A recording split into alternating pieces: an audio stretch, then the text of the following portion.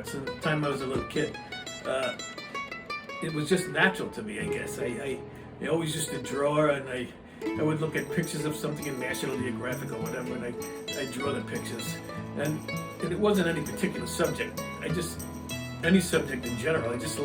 I liked horses, I liked cowboys, I liked, you name it, I liked it. So I would draw everything, cars, and all kinds of things like that. Muscle men, and anything that was interesting.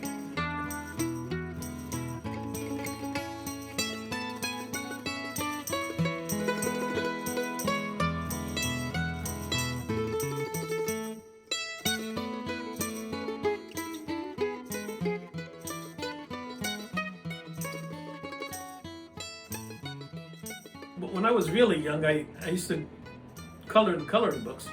And my parents saw it and said, "Well, that's kind of exceptional stuff. It was a little different than everybody else's. And you seem to be pretty artistic. How would you like to take art lessons?" I said, "Yeah, I would like to take art lessons." So I got the art lessons, and my sister got the piano lessons.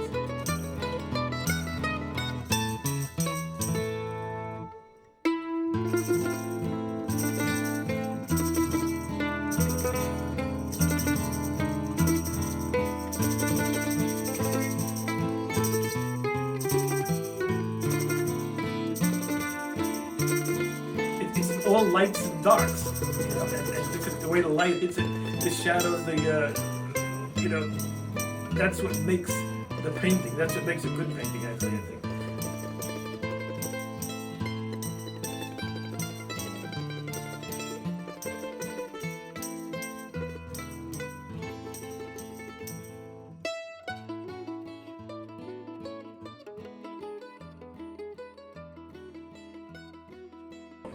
There's a lot of things to consider when you're doing a painting. It's not that easy. And a lot of things that, just the composition alone has to be appealing, and it has to lead you back into the painting. And so there's really a lot to think about when you're putting a painting together.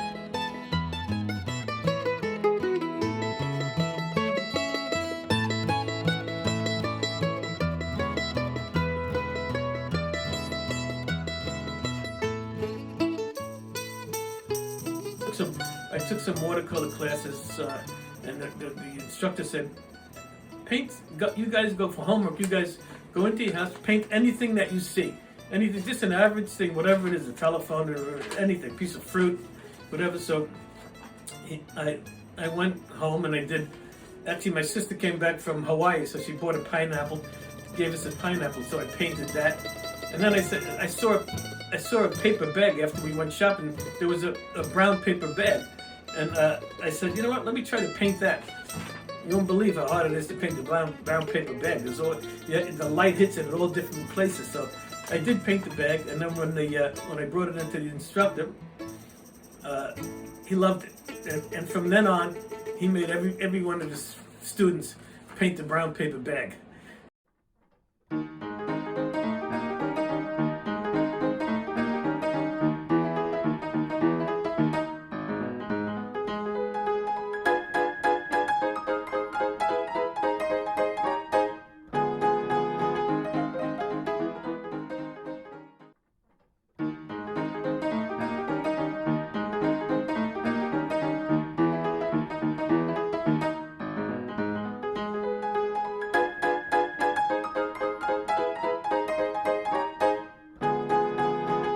I'm also doing a sketchbook, a watercolor sketchbooks of little things that I was telling you about later, just things that are around that I like to paint, and it's good practice. Now here's a few of the things. Here's a few of the sketches that I did just recently of things that I had laying around. This is one of those candle holders from like the 18th century. This here, and then I'm into gardening, so in the summertime I do gardening, and this is one of my favorite watering cans. So that's that. And then I put together little things for a still life of things I had like from the 18th century, and that's that. And then everybody likes a hamburger and a Coke and a French fries, so I did that. So just things like that. Pots, these pots for gardening pots. I did that, and then the gorillas. So things like that. So that's what I'm going to do. I'm going to make a sketchbook of all these different sketches that I do. And right now I'm really into Western painting because I love Western. So I'm looking at all these contemporary Western artists that are out there today, and they're doing some beautiful stuff.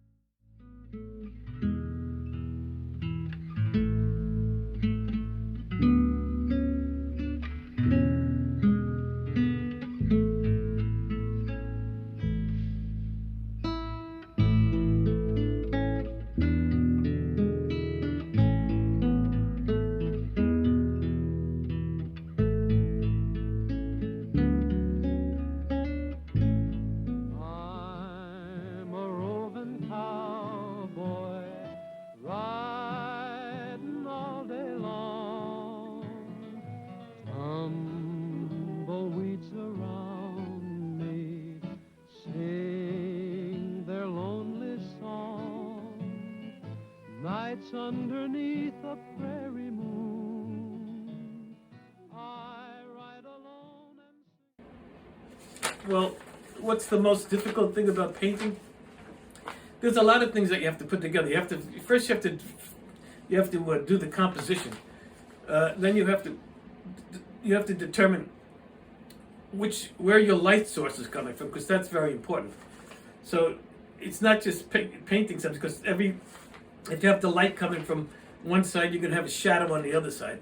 So it's just putting the painting together with the light source and the composition is very, very difficult. So, and that's what you have to get right before you put it. That's what makes for a good painting.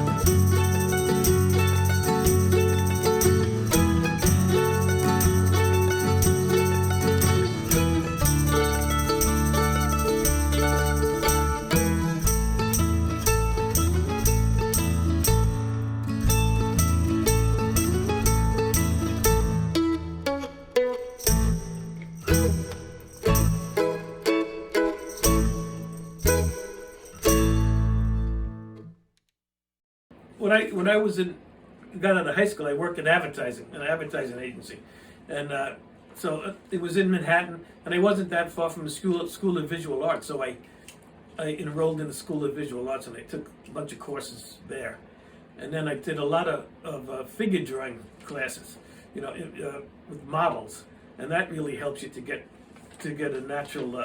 To get the natural stance of the person and the shadow on the person, and that really makes for a really good, like I said, the lighting makes for a really good painting.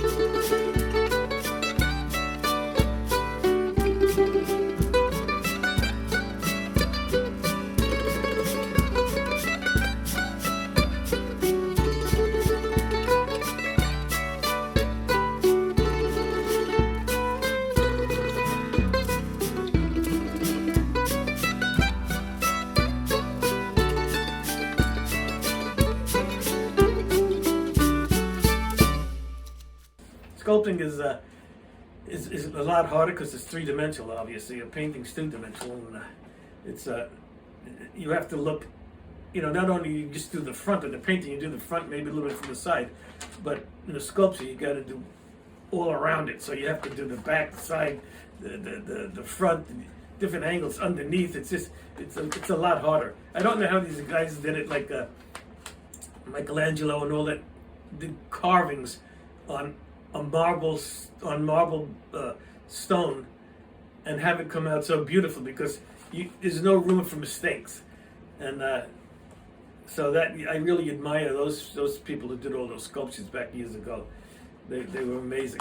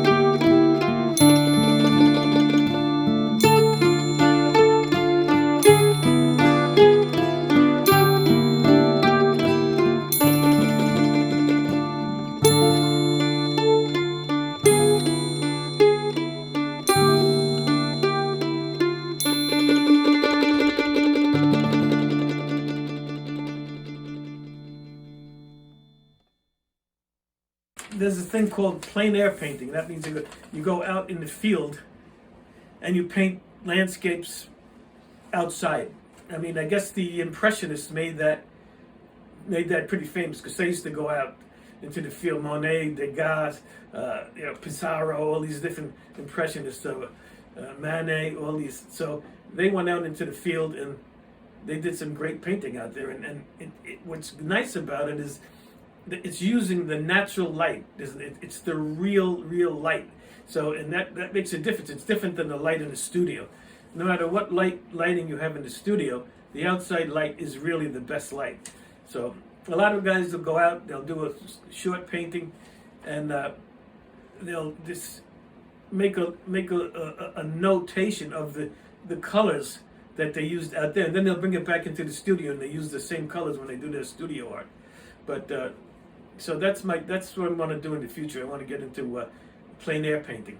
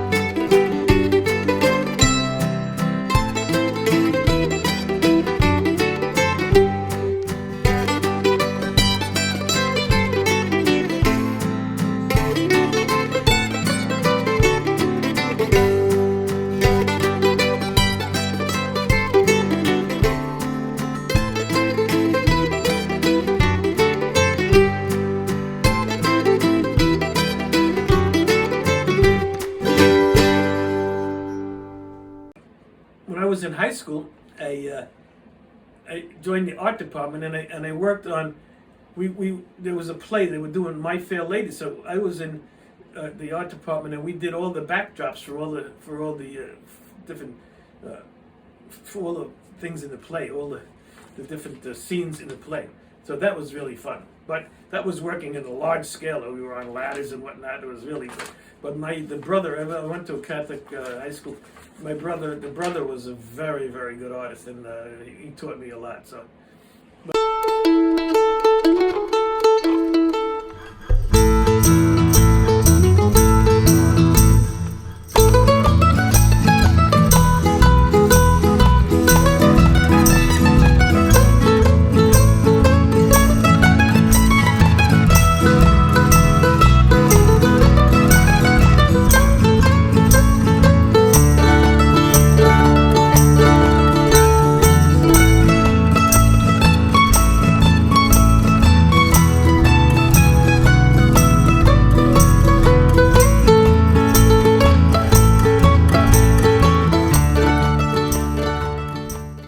Yeah, I'm always learning. I go on to YouTube and I go onto these different artists, and I'm learning all the time.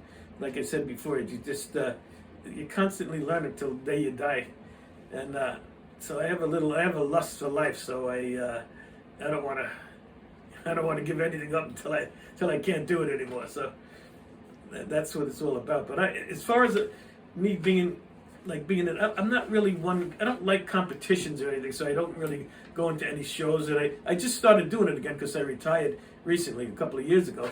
So I just started to do art again. So I'm doing it all the time now. And I made this little studio, which is what used to be a shed with all my. I was in construction, so it was a shed for all my tools and things and junk from the construction business. So I got rid of that. I insulated everything. I sheetrocked it, and I made this little studio for myself. So this is where I plan to be this year, and I'm going to do the plein air painting. I think that's what my goal is.